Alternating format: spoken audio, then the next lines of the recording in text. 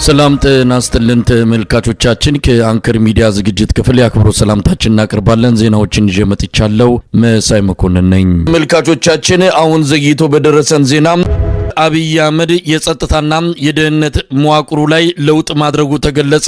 ቁልፍ የሆኑ አመራሮቹን ከአጠገቡ እያራቃቸው መሆኑን የደረሰን መረጃ አመልክቷል። አብይ አህመድ የጸጥታና ደህንነት መዋቅሩ ላይ ለውጥ ማድረጉን ተከትሎ በዙሪያው ያሉ የጸጥታና የደህንነት አመራሮቹ በማራቅ መዋቅሩን እያጠበበ እንደሆነ ተመልክቷል። ከቅርብ ጊዜ ወዲህ ከተወሰኑ የመከላከያና የብሔራዊ መረጃና ደህንነት ባለስልጣናት ጋር ብቻ እንደሚገናኝም ተጠቅሷል።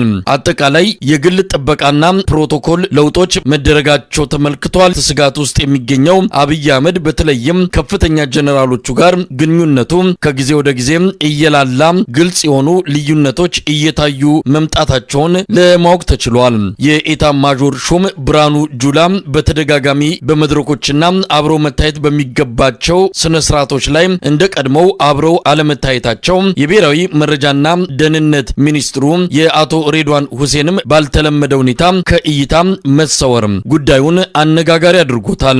በቤተ መንግስቱ ውስጥ የምግብና የፕሮቶኮል ምድቦች ላይ ለውጦች መደረጋቸውን የጠቀሱት የአንከር ሚዲያ ምንጮች የቤተ መንግስት ጥበቃና ደህንነት የሪፐብሊካን ጋርድና የቪአይፒ ጥበቃ ክፍል ላይ አዳዲስ ሰዎች መመደባቸውንም ገልጸዋል። ከኤታ ማጆር ሹም ፊልድ ማርሻል ብርሃኑ ጁላ ጋር በተያያዘ በየጊዜው እየሾለከ የሚወጣው መረጃን ትክክለኛነት በሚያረጋግጥ መልኩ በሁለቱ ሰዎች መሃል ልዩነት እንዳለ የተነገረ ነው። ከሌሎች የኦሮሚያ ብልጽግና አመራሮች ጋር አብይን በተመለከተ በየኮሪደሩ ሹክሹክታው እየጠነከረ እንደሆነ የሚገልጹት የአንከር ሚዲያ ምንጮች አብይ አህመድ ከቅርብ ጊዜ ወዲህ መፈንቅለ መንግስት እየተሞከረ ነው የሚለው ስጋቱም በዋናነት ከኦሮሞ ፖለቲከኞችና ወታደራዊ አዛዦች በኩል ሊሆን እንደሚችል አመልክተዋል።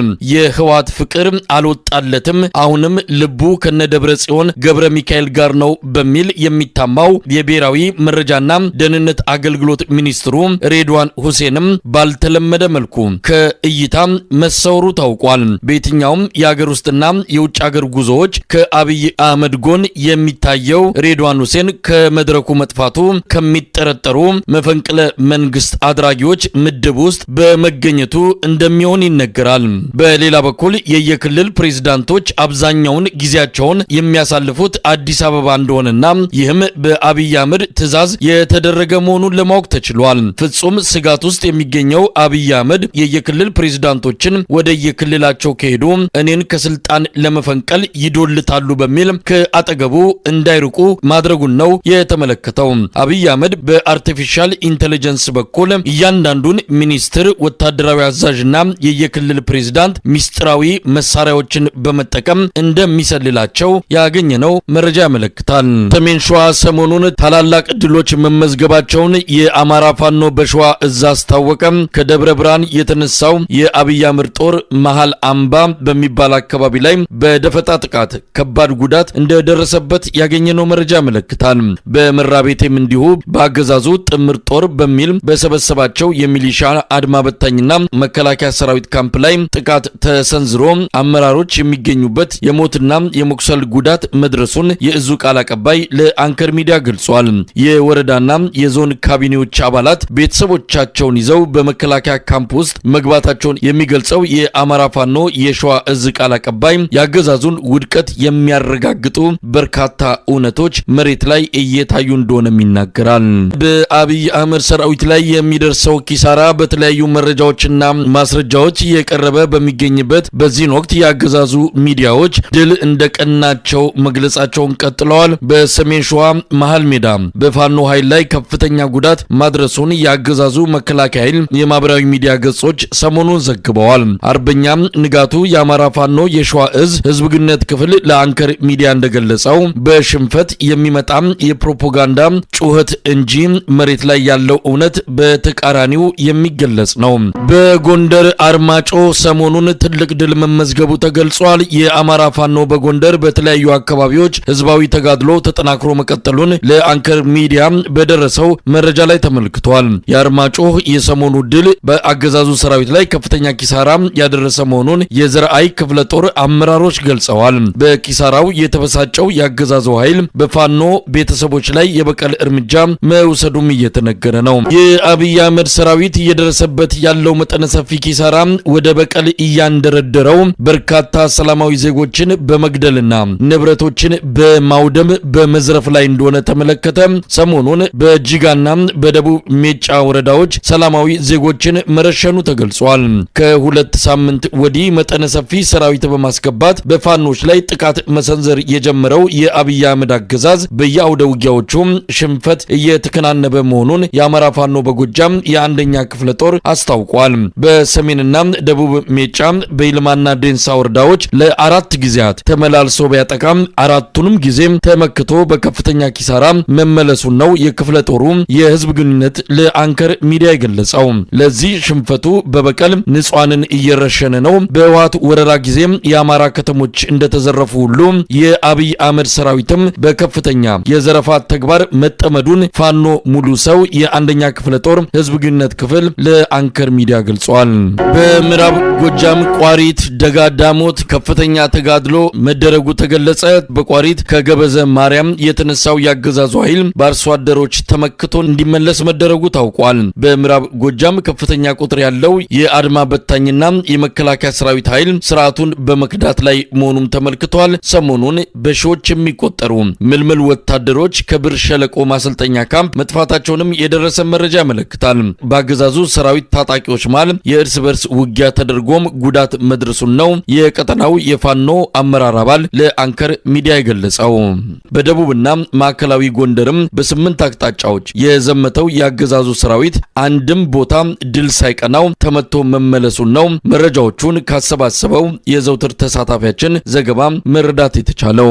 በደቡብ ወሎ ዞን አምባሰል ወረዳ ላይ ከውጫሌ ከተማ በቅርብ ርቀት ላይ የምትገኝ አንዲት በጣም ታሪካዊ ከተማ አለች። ይስማ ንጉስ ትባላለች። እዚች ከተማ ላይ መከላከያ ሰራዊቱን ሰብስቦ ውስጥ ግምገማ እያደረጉ የነበሩ ከፍተኛ መስመራዊ መኮንኖች ከወታደሩ ጋር በቀጣዩ ማጥቃት እንቅስቃሴ ግምገማ እያደረጉ በነበረበት ሰዓት የፋኖ ኃይሎች ድንገተኛ መረጃ ስለደረሳቸው የሞርተር ጥቃት አድርሰው ከተሰበሰቡበት ቦታ ላይ በርካታ ሰራዊት ቁስለኛና ሙት እንዲሆን ተደርጓል። ስማቸውን ለጊዜው ባናቃቸውም ነገር ግን መስመራዊ መኮንኖች ከፍተኛ ጉዳት ደርሶባቸው በቅርብ ርቀት ከሚገኘው የሐይቅ ሆስፒታል እና የውጫሌ ከተማ ሆስፒታል ላይ ሕክምና እየተደረገላቸው እንደሆነ የደረሰን መረጃ ያሳያል። ለጊዜው ስማቸውን እየደረሰን ነገር የለም። ነገር ግን ከፍተኛ መስመራዊ መኮንኖች በድንገት ተመተው ሆስፒታል እንደገቡ ነው የደረሰን መረጃ የሚያሳየው። ሌላው ምዕራብ ጎጃም እና ሰሜን ጎጃም አካባቢ ነው። በእነዚህ ወረዳዎች በሁለቱ ዞኖች ላይ የፋኖ ጠንካራ ይዞታዎች ናቸው የተባሉ ቦታዎችን በአዲስ መልክ በጣም በርካታ ሺህ ሰራዊት አሰማርቶ በዚህ 4 እና 3 ቀን ውስጥ ከፍተኛ እንቅስቃሴ አድርጎ ነበረ። ግን መከላከያው ተመቶ ነው የተመለሰው። እንደ ምሳሌ ጠቅስል የምፈልገው ነገር ምንድነው? ከፍኖተ ሰላም ከተማ ከፍተኛ ሰራዊቱን አሰማርቶ አጉት የምትባለውን ቀበሌ ለመቆጣጠር እንቅስቃሴ አድርጎ ነበረ። ነገር ግን ማክሰኝት የምትባለውን ከተማ ለመንቀሳቀስ ጥረት አድርጎ ነበረ። ነገር ግን የፋኖ ኃይሎች ከማክሰኝት ተነስተው ፍኖተ ሰላም ከተማን በድንገት ተቆጣጥረው የሚፈልጉትን የአድማ ብተና አባላትና የሚሊሻ አባላት ማርከው መሳሪያዎቻቸውን ተቀብለው ነርተው ወስደዋቸዋል። ይሄ ነገር በ3 ቦታ ላይ ተመሳሳይ ድርጊት የተፈጸመው ከሰከላ ተነስቶ የአጉት ከተማን ለመቆጣጠር እንቅስቃሴ ሲያደርግ የፋኖ ኃይሎች ሰከላ ከተማን ተቆጣጠሩ። ከደንበጫ ተነስቶ ዋድ ኢየሱስን ለመቆጣጠር መከላከያ ሲንቀሳቀስ አሁንም ደንበጫ ከተማን ነው የተቆጣጠሩት። ልክ እንደዚሁ ፍኖተ ሰላም ከተማ ተነስቶ ማክሰኝን ለመቆጣጠር ሲሄድ የፍኖተ ሰላም ከተማን ተቆጣጥረው እዛ ውስጥ ያሉ የብልጽግና የዞኑና የወረዳ አመራሮች አትናውዝ የሚባለው ወታደራዊ ካምፕ ላይ ራሳቸውን ለማዳን ዘለው ገብተዋል። ነገር ግን ለ2 ሰዓት ተቆጣጥረው የሚፈልጉትን መሳሪያ የሚፈልጉትን ትጥቅ እንዲሁም ምርኮኞችን እዛ ከተማ ላይ ያሉ የአድማ ብተናና የፖሊስ እንዲሁም የሚሊሻ አባላትን ማርከው ይዘው ሂደዋል። ውጤታማ አይደለም። አጠቃላይ አሁን በሰሜንና ምዕራብ ጎጃም ላይ ያደረገው ወታደራዊ እንቅስቃሴ ወርቆበታል። ነገር ግን መሳይ በዚህ በጣም ከፍተኛ ብስጭት ውስጥ የገባው የመከላከያ ሰራዊት በተለያየ ቦታ ላይ የፋኖ ቤተሰቦችን፣ ህጻናትን፣ ሚስቶቻቸውን፣ ልጆቻቸውን እንዲሁም አባትና እናቶቻቸውን መነኮሳት አባትና እናቶቻቸውን የፋኖ ቤተሰቦች ናቸው በማለት ውጤታማ ባለመሆኑ ምክንያት አንዳንዶችን አስሯቸዋል፣ የአንዳንዶችን ንብረት በሳት አቃጥሏል፣ የአንዳንዶችን የፋኖ የፋኖ ቤተሰቦች ሚስቶች ከነህፃናት ልጆቻቸው አስሮ በማንገላታት ላይ ነው የሚገኘው። ሌላው እንግዲህ በደቡብ ጎንደር እና በማዕከላዊ ጎንደር ከዚህ በፊት ታይቶ የማይታወቅ በጣም በከፍተኛ ሁኔታ ተዘጋጅቶ ከ8 ክፍለ ጦር በላይ በ8 አቅጣጫ የደቡብ ጎንደርን ፋኖ ይዞታዎች ናቸው ተብሎ የሚጠቀሱ እነ አርብ ገበያን፣ እነ ንፋስ መውጫን፣ እነ ክምር ድንጋይን፣ እነ ጋሳይን፣ እነ ገላውዲዮስን ከተሞችን ለመቆጣጠር እንቅስቃሴ አድርጎ ነበረ። ልክ ምዕራብ ጎጃም የተደረገው አይነት የዘመቻ ውድቀት ነው የገጠመው። ደቡብ ጎንደር ፋኖዎች ከፍተኛ መከላከል አድርገው ይዞታቸውን ላለማስከበር ከፍተኛ ትንቅንቅ ላይ ናቸው። ውጊያው እስካሁን ድረስ አላቆመም። በዚህ አጋጣሚ መሳይ በደቡብ ጎንደር የተከሰተው አዲስ ነገር ምንድነው? በጦርነቱ ለማምለጥ ከፍተኛ እድል ያገኙ የመከላከያ ሰራዊት አባላት ወደ ፋኖ ተቀላቅለዋል። ማምለጥ የፈለገ ወደ ቤተሰቡ መሄድ የፈለገም እድሉን ተጠቅሞበታል። ዘመቻው በጣም ሰፊ ዘመቻ ነው። እንግዲህ ውጊያ ከተጀመረ 4ኛ ቀናቸው ነው። በዚህ 4 ቀን ውስጥ ምናልባትም 1/5ኛው ወታደር ወደ ፋኖ ተቀላቅሏል የሚባል መረጃ ነው እየደረሰኝ ያለው። እስካሁን ሰዓት ድረስ ግን ውጊያው እየተካሄደ ነው። የያዙት የገፉት አዲስ መልክ የተቆጣጠሩት ቦታ የላቸውም። ይባስ ብሎ እንዲያውም በርካታ ሰራዊት ሙትና ቁስለኛ እንደሆነባቸውና የደብረ ታቦር ሆስፒታል ሲቪሎችን አስወጥተው የሆስፒታል አልጋዎችን ለቁስለኛ መከላከያ ሰራዊት አባላት እንዳዋሉት ነው። በአጠቃላይ አሁን በአማራ ክልል አዋጁ ካለቀበት ጊዜ ጀምሮ ዘመቻዎችን ከሚዲያ ሽፋን ውጪ ከፍተኛ በደል ለመፈጸም በእግረ መንገዳቸውን የአማራን ሕዝብ ለመጨረስ ዘመቻ ጀምረው ነበር። ይሄ አልተሳካላቸውም።